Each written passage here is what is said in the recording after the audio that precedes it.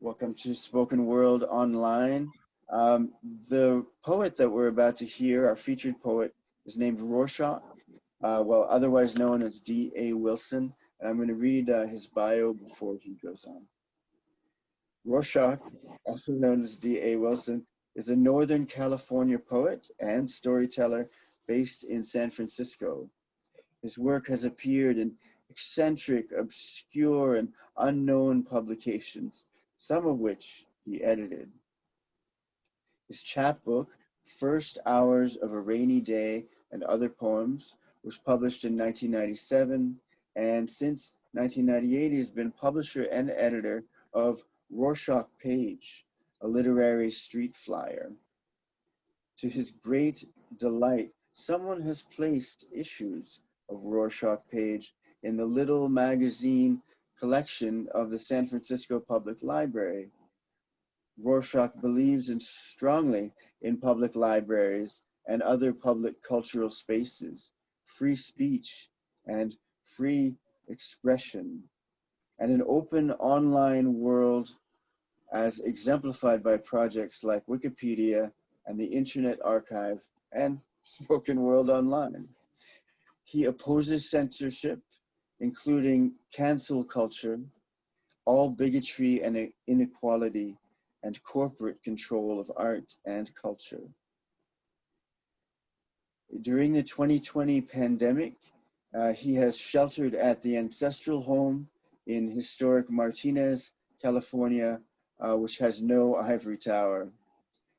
Since he did not storm the walls of academia, he has had many mundane jobs, including warehouseman, coffee roaster, editor, newspaper critic and reporter, law librarian, and for 2 decades, coordinator in the flagship newsroom of the world's leading commercial newswire, with his thumb on the very jugular of capitalism. Despite all this experience, he would not want to be competing for a job with Bill Strangmeyer. Roarshock has read live on Pirate Cat Radio and Radio Valencia in San Francisco, and performed in venues as diverse as Adobe Books and the Jerry Garcia Amphitheater in San Francisco and Au Chat Noir in Paris. In addition to continued composition, publication, and performance of his poems, future projects include writing a multi-volume mythological high fantasy adventure series and penning a 21st century children's book, The Protagonist, an Anthropomorphic Bear, for adults and children of all ages. The collected Roarshock Page and many other works are on his website, roarshock.net. So please welcome Roarshock. All right. Welcome everybody to Spoken World Online, week number 23. And I've been, these weeks and months, I've been mostly pulling stuff out of my archives. But I've also been working on a poem, and it's turned into a huge, giant poem. So I've been trying to, it's still in progress, but I have put together sort of a selections and a condensed version. So here we go. Words to the soil. 2020, 2020. Hindsight is 2020. Such a long anticipated year.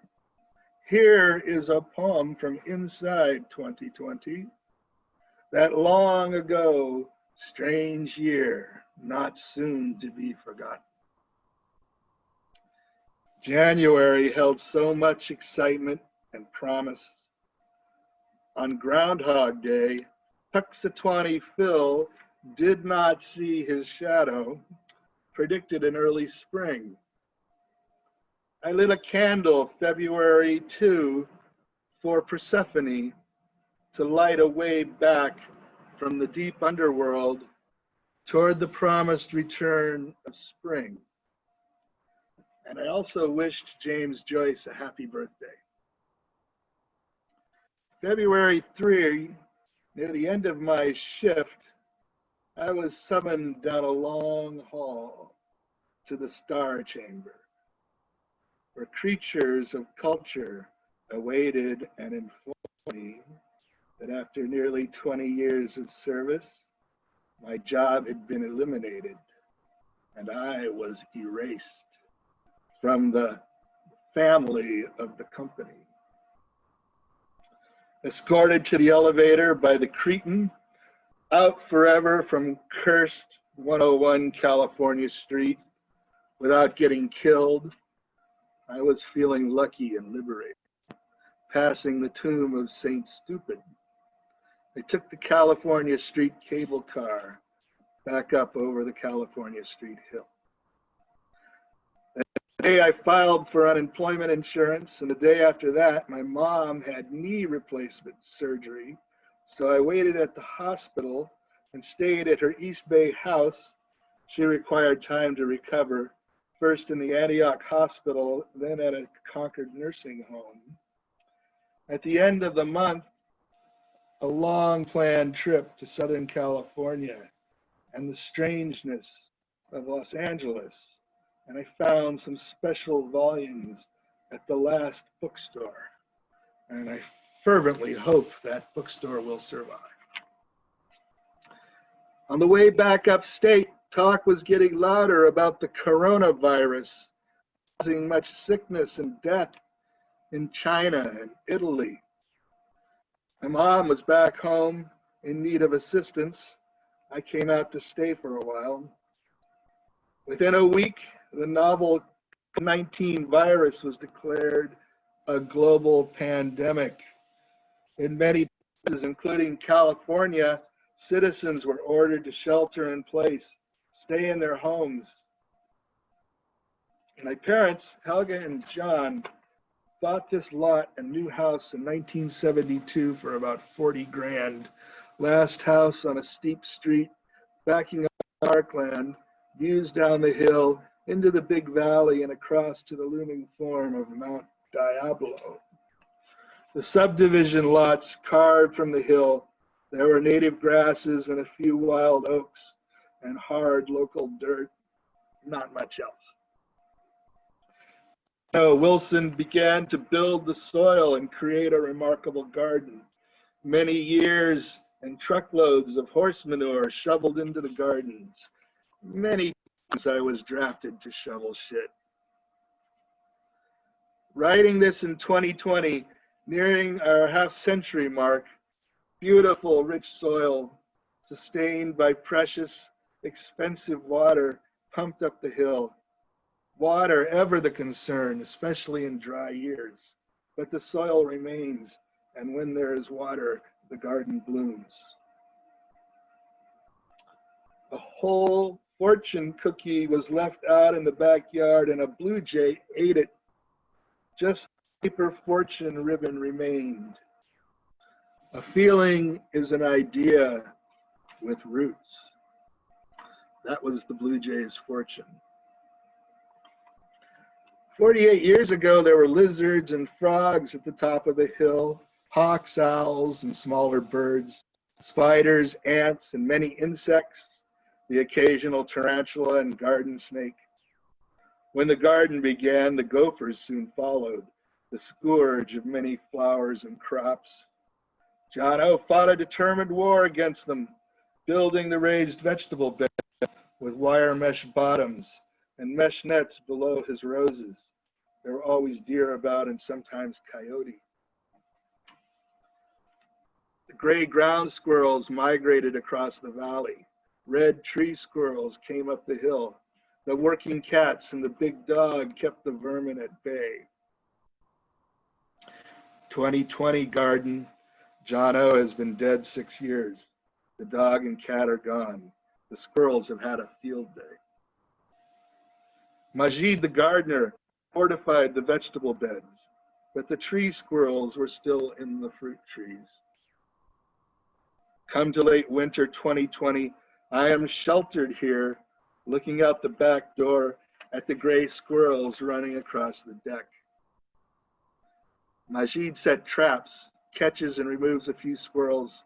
There are a couple of traps out in the yard, one set to capture, the other set to crush. The squirrels never seem to go near the crushing one. A gray squirrel draws the bait from the catchy trap and springs it, but escapes. I go reset the trap, bait it with lettuce. A few minutes later, I hear it snap. The squirrel had come back. Now it was caught. It sat in there for days, furiously rattling the trap door, attempting to get out. And I began to feel weird. Excuse me just one moment, please.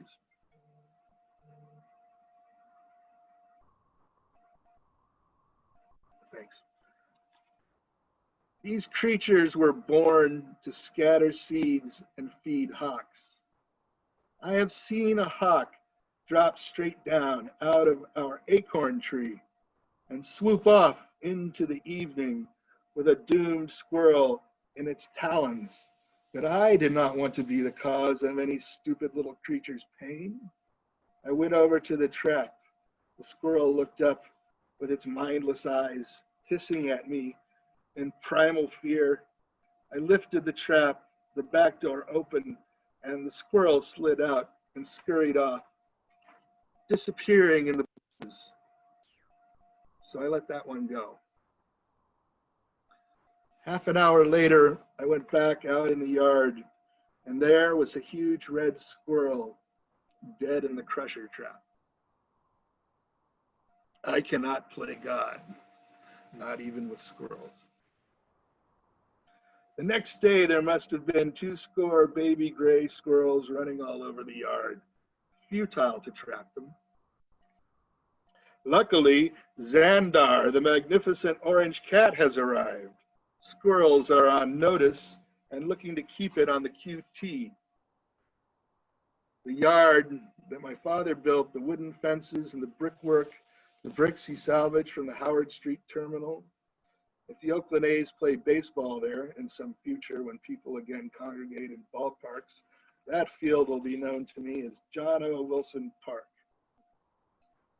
Scanning my father's slides and film negatives, I cannot really see clearly what they are until I open them up on the computer screen.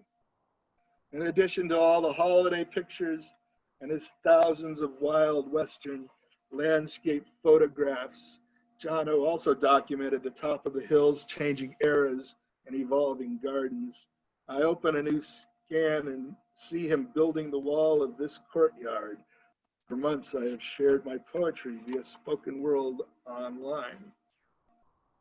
Top of the hill, MTZ, on some dark nights, also known as Troll Hall atop Troll Hill. Always under sun, stars, and moon. Casa Cantorosa, the house of the Book of Roses. Helga and John's little hobby, now well over 300 different roses in the yard. In spring, a riot of scents and colors. Helga has cut flowers brought inside to arrange in her vases. The outside garden comes inside. Sometimes the roses fade and lose their sweet scent.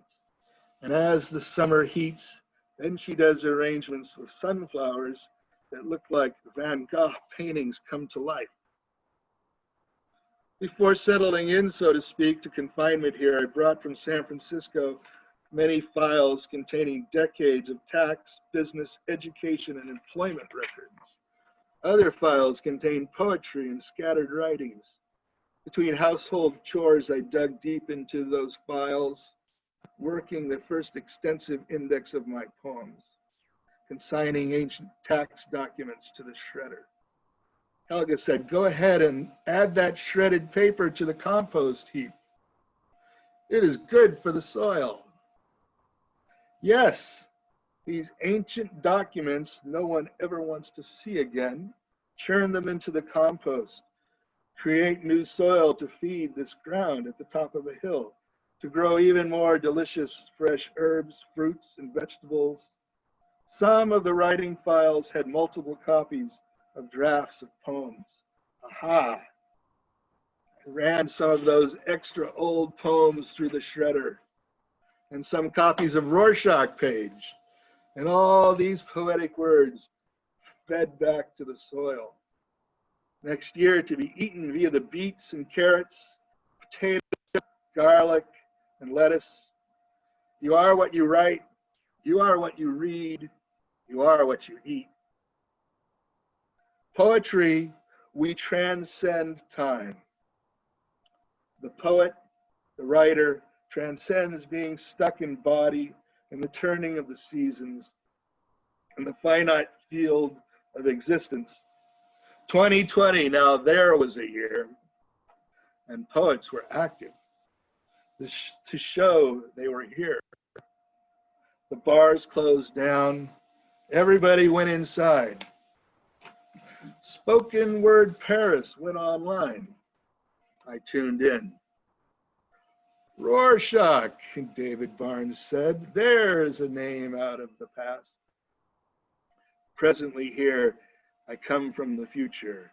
Many have said it. I sincerely mean it. The shutdown continues for many weeks. Spoken World Online gathers every Monday night from Paris, midday along the U.S. West Coast. I look forward each week to familiar names and faces, distinct voices, and solid poetry. The microphone virtually passed to me. I feel flutters of stage fright. This is an audience of poets, and none of them fucking around about poetry. And I always ended my set energized, any fears melted away, because the poets are kind. Whatever strange or silly thing I might have read, and from Paris and our different cities and the soil of our continents, we recited the words from our imaginations. All the natural horrors of permafrost melt to Siberia, sending up methane clouds, and aqua alta, high water submerging ancient Venice. Then the plane stopped and the impossible gridlock on the highways ended. The canals in Venice ran clear and full of fish. Skies above Los Angeles and the Diablo Valley clearer than anyone could remember. It was quiet enough to hear the wind chimes on the breeze. Sun came out and the darlings of May. Youth went wild, as youth will do. They flocked to frolic on beaches and parks and swimming pools, and 3 weeks later into hospitals and on to graveyards. Whatever their beliefs, they are counted in statistics. The virus does not care that they were people. Not all of them are dead yet. And the radicalized youth pour out into the streets as they have before, but unlike before. And the asshole supremacists have this time perhaps looked too far down their noses.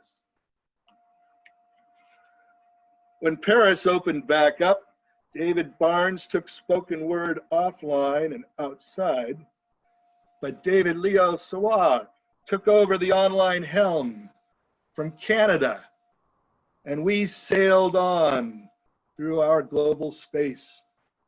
Amsterdam, Berlin, Barcelona to Morocco, New York, New Orleans, Chicago, Los Angeles, Jakarta.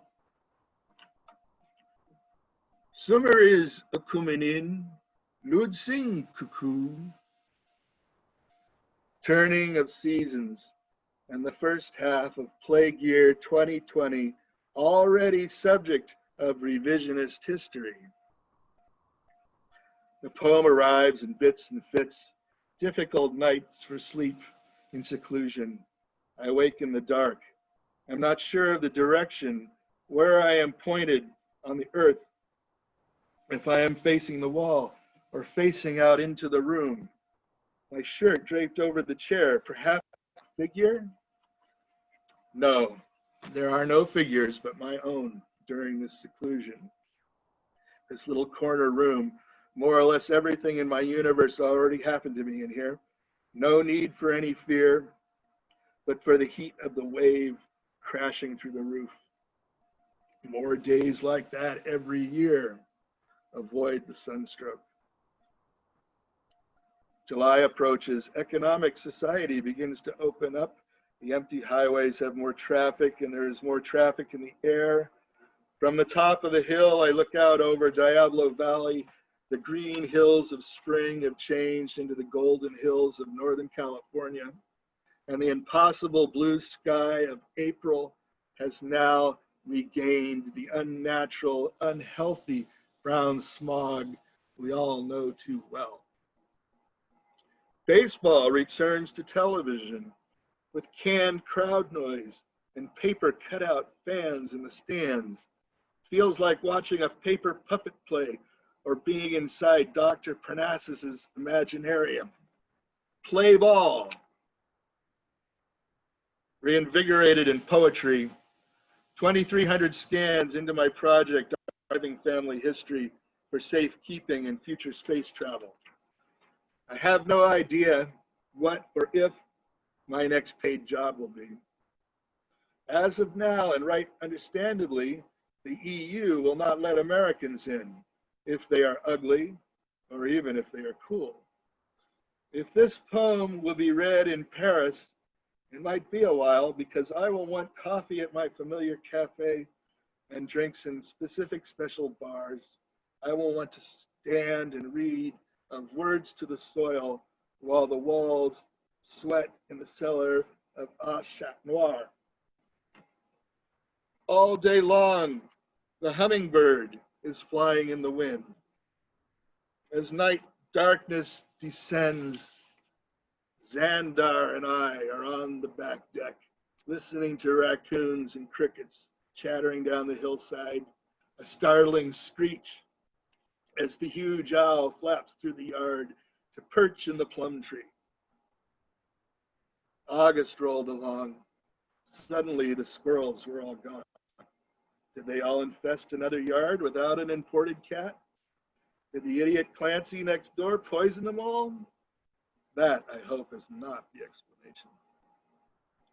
From dozens of gray squirrels invading to zero, not knowing when or if they might return. So long as Xandar remains, they will not feel welcome. Apparently, war with the squirrels has concluded for the season, but you never know. The shredded papers of my shredded words escape the compost heap and merge with the vegetables and roses. I see them converge with the soil near the old horseshoe pits, dissolving into a clear mulch, strengthening the soil. Next year's potatoes, next year's salad will be nourished by my own words, bringing together the world of words and letters that binds together, transforms, and transcends time and place, connected to the physical earth, this place and this soil, and the seasons circle around. 2020, 2020. Foresight is 2020. Such a long, strange year. If you told someone in the past or from the future about 2020, they might well laugh, say it could not possibly happen. Well, here is a poem from inside 2020, and it most certainly did happen. And I fed words to the soil.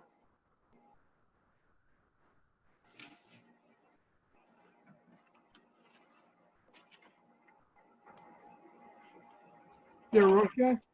Yeah, I'm done. Why were you at war with the squirrels to begin with? I feed them with my No, that's Fantastic. because they want to eat the vegetables. They want to eat all the plants in the garden, see? That's Okay. Too. They're Yeah. basically poets, Roarshock, by your very definition. They're eating your poems and they are poets themselves. well, that's true, but that's part of the cycle of life. You know, it's like they said, their existence is. And then also, you thought that after a few Their of them. existence is dependent on your poetry. Yeah, I love your words, nourishing next year's potatoes and nourishing, being fed to the soil. I thought the part about the squirrels was a bit heavy, I must admit, but Maybe if you- Memorable, definitely. Maybe if you ate a couple of squirrels, you'd increase your vocabulary. I'm not that hungry yet. No, he would just chatter. I knew a guy that tried to pet a squirrel and got bit real bad. Yeah, no, don't go near them. Anyways, thank